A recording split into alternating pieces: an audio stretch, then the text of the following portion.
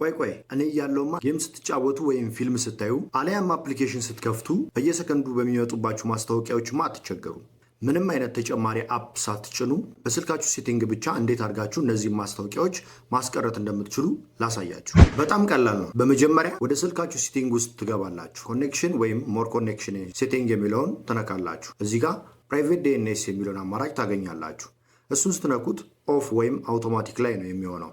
እናንተ ግን የመጨረሻውን ፕራይቬት ዲኤንኤስ ፕሮቫይደር ሆስት ኔም የሚለውን መርጣችሁ እችን ሚስጥራዊ ኮድ ትጽፋላችሁ።